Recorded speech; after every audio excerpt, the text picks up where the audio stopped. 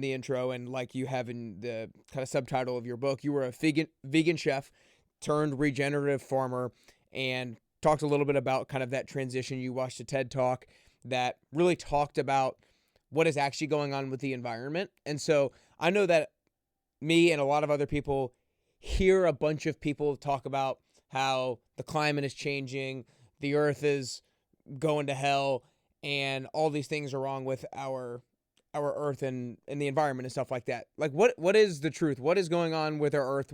What's going on with climate change? Like, what is the actual issue that is going on with our planet and the health of our planet?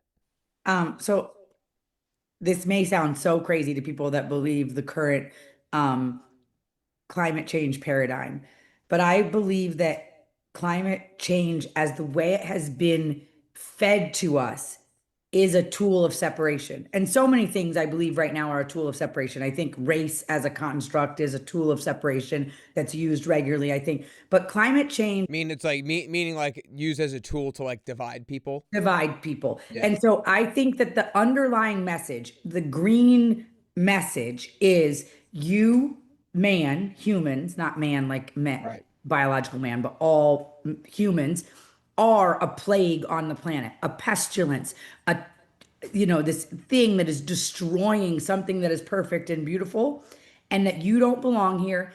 And that's the underlying thing. And the reason the powers that be, that we, the people, must make be the powers that were, want us to believe that is think about what's happening to us. The real thing that's happening to the earth is we're being poisoned. There's ecosystem collapse. But this is largely chemical. This is largely a chemical issue. And the reason regenerative agriculture, which is arguably the best climate change tool that we have, is not largely talked about everywhere, is nobody can get rich.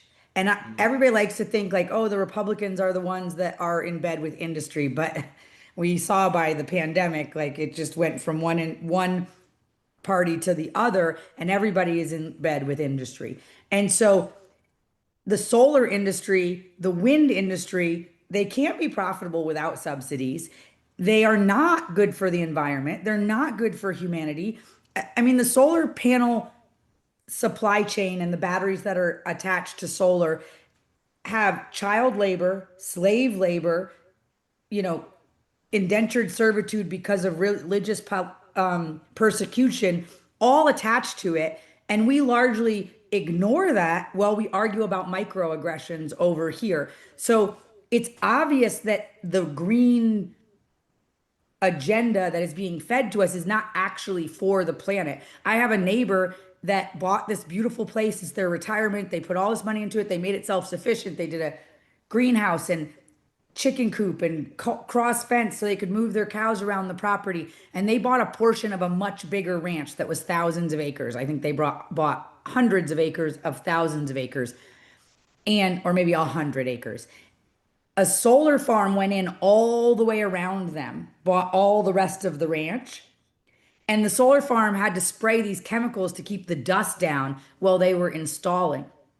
And those chemicals have contaminated their well and their ponds that feed their livestock to the point where they can't graze their livestock on their land anymore.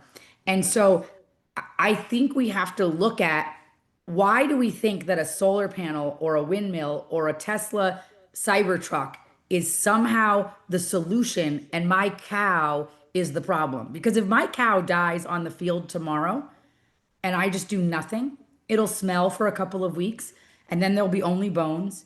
And then in a couple of months, there'll be nothing except for maybe the head, the biggest parts of the bones. Yeah. So, and then that will eventually turn into calcium into the soil eventually.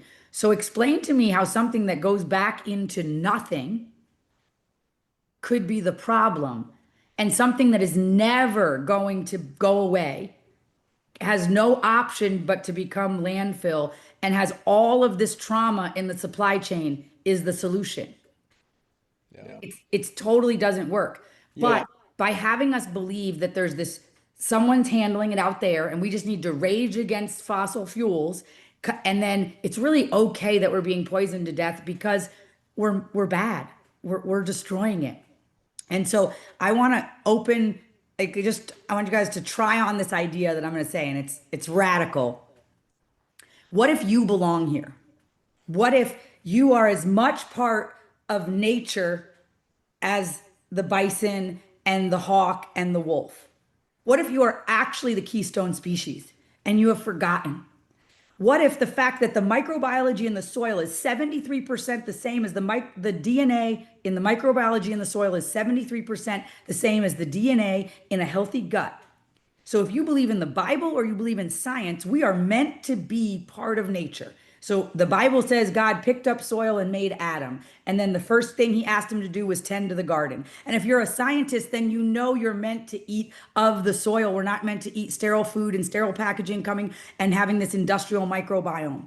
And what if nature is this beautiful reflection of creation or science, whichever you believe, the Fibonacci spirals in all of it, and it's in us. So we're part of the whole of it.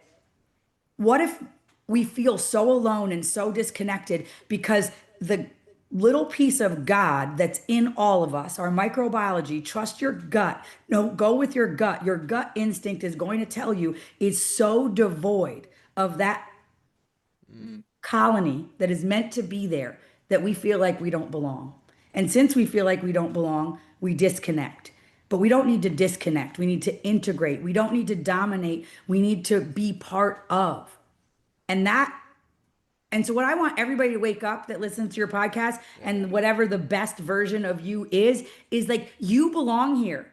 Whether science puts you here or God puts you here, you belong and you get to be the best cell in the body. But that has to mean reconnecting, reconnecting with your food, reconnecting with a local farmer, having the small farm diet be at least a percentage of your diet, going to natural places, putting your feet on the soil, breathing in diverse different ecosystems because we have an industrial microbiome that has us have forgotten that we are part of that whole. And we need to remember,